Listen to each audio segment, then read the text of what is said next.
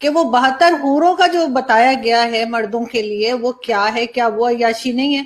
वहां पे और तो कुछ नहीं बताया कि ना शॉपिंग मॉल है ना लाइब्रेरी है। औरतों के लिए क्या है? फॉर एग्जाम्पल मैं बहुत अच्छे काम करती हूँ, सारे इस्लाम के रूल फॉलो करती हूँ, मैं जन्नत में जाऊंगी, मुझे वहां क्या मिलेगा? आप जन्नत में उन 72 हूरों की सरदार होंगी, और जो शोहर आपके आपकी जिंदगी में थे वही शोहर आपके वहां भी रहेंगे। अगर आपके शोहर भी अच्छे काम करते होंगे, अगर दोनों आदमी जन्नत में जाएंगे, तो जाहिर बात है आप उन हूरों की सरदार रहेंगी। और देखिए, वो अय्याशी नहीं है, एक चीज मैं आपको बता दूं। मौलाना साहब, मर्दों के लिए 72 हूरें और औरतों के लिए वही वाला शौहर जो यहाँ पर है, ये तो बड़ी गलत बात है। औरतों को अच्छा, भी तो कोई चॉइस दे दीजिए ना, औरतों के लिए भी कोई अट्रैक्शन रखिए। क्या औरतों का दिल नहीं है? समझ रहे हो? समझ रहे हो आप? समझ रहे हो ना? बस।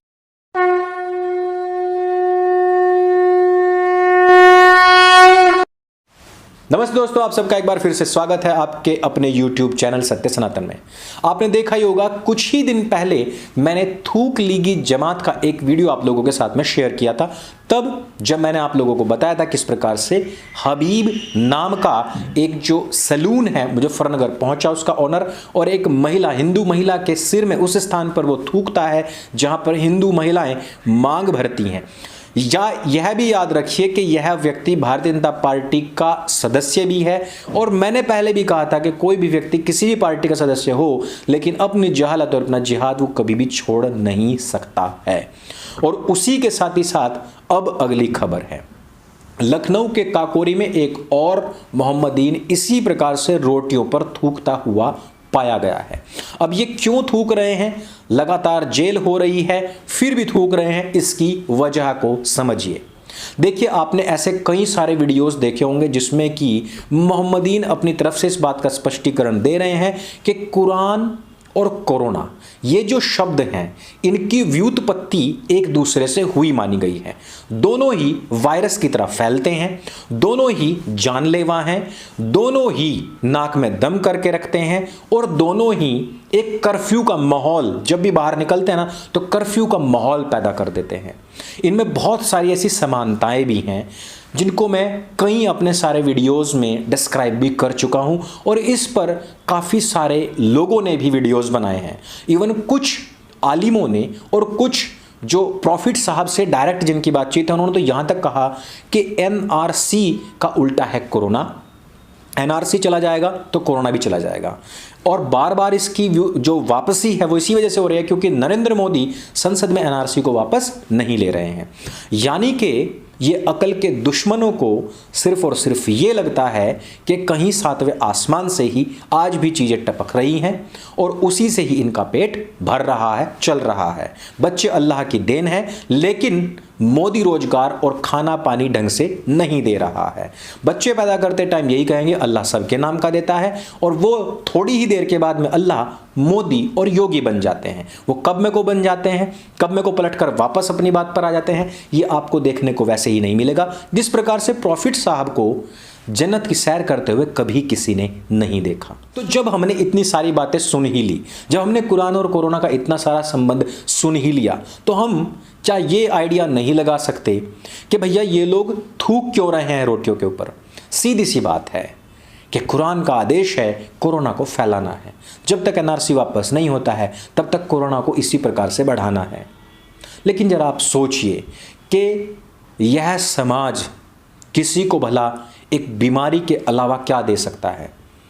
जिस प्रकार से मैंने शुरू में ही कहा कि दोनों में संबंध बड़ा गहरा है, दोनों जहाँ पर भी जाते हैं वहाँ कर्फ्यू भी लगता है, वहाँ लोगों की जानें भी जाती हैं और वहाँ पर लोगों में दहशत फैलती है।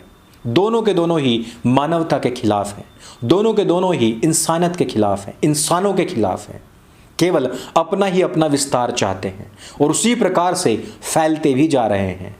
इसको रोकने के लिए एक भगवा रंग की वैक्सीन की आवश्यकता है जिसमें जागरूकता का जो केमिकल है, जो दवाई है, प्रोसीजर्स है, वो मिले हुए हों। ये जागरूकता जैसे ही फैलेगी ये पूरा का पूरा कोरोना वायरस खत्म हो जाएगा। ठीक उसी प्रकार से जैसे केरल में हो रहा है। केरल को गढ़ माना जाता रहा है, लेकिन केरल ऐसा पहला राज्य बन चुका जहां पर घोषित रूप से वेबसाइट बना करके 9 जनवरी को एक्स मुस्लिम दिवस की घोषणा की जा चुकी है। ठीक उसी प्रकार की जहालत एक ऐसे व्यक्ति की तरफ से भी आती है जिसने हिंदू समाज का सबसे ज्यादा नुकसान किया है।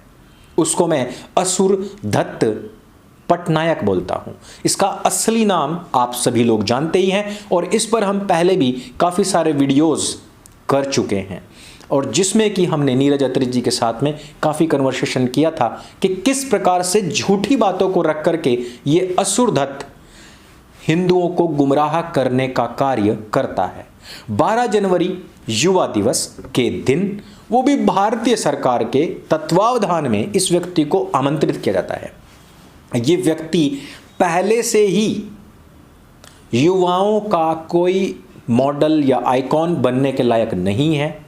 इतनी गंदी और भद्दी गालियां ये सीधे सीधे अपने ट्विटर हैंडल से देता रहा है, महिलाओं को जानबूझ करके टारगेट करता रहा है, और जितनी गंदी और भद्दी गालियां कि आपने किसी गंदे और भद्दे यूट्यूबर या गालीबाज से नहीं सुनी होंगी, किसी वेब सीरीज में नहीं सुनी होंगी, इतनी तो ये खुलेआम ट्विटर पर दे देता है।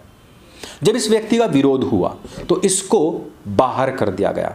वो अलग बात है कि बाद में बाहर भी किया गया, लेकिन ये उससे भी गलत बात है कि उसको इनवाइट किया ही क्यों गया था। यह आप लोगों की ताकत है कि आप लोग जब सोशल मीडिया पर एक्टिव होते हैं तो आपको थूकबाज या थूक लीगी जमात के लोग भी जेल जाते हुए दिखते हैं, और जो गालीबाज लोग हैं, जो महिलाओं को अपमानित करने का कार्य खुलेआम सरेआम करने वाले लोग हैं, उनका भी बायकॉट होते हुए दिखता है। लेकिन मुझे यहां पर एक छोटी सी बात समझ में नहीं आई कि सिद्धार्थ, जिसने कि द्विअर्थी शब्दों में बात कही थी, महिला आयोग उस पर तुरंत एक्शन लेता है। साइना नेहवाल खुद कह रही हैं कि भाई मुझे भी ढंग से समझ नहीं आया था कि उसने क्या ही बात कही थी, पर ठीक है, उसने माफ़ी मांग ली है तो मैं अब एकदम इजी हूँ। लेकिन ये असुर नाम का जो व्यक्ति है, ये खुलेआम लड़कियों को, महिलाओं को, उनके बच्चों को गालियाँ दे रहा है, और उसकी भाषा में ही एकदम मॉलेस्टेशन दिखाई देता है।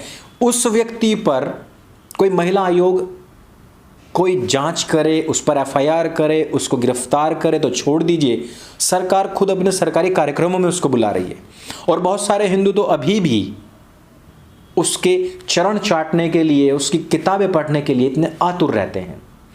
इसी को असल शब्दों में अंधभक्ति कहा जाता है कि जैसे जैसे वायरस बढ़ रहा है वैसे वैसे थूक लीगी जमात के लोग रोटियों पर थूक रहे हैं, और जैसे जैसे हिंदू अब जागरूक हो रहा है वैसे वैसे गालीबाज लोग अब फ्रस्ट्रेशन में आना शुरू हो चुके हैं। उनको पता लगना शुरू हो चुका है कि हमने जो प्रोपेगेंडा हिंदू समाज को तोड़ने के लिए अपनी किताबों में भरा था, अब वो ज़्यादा दिन तक चलने वाला नहीं, अब वो काम आने वाला नहीं है।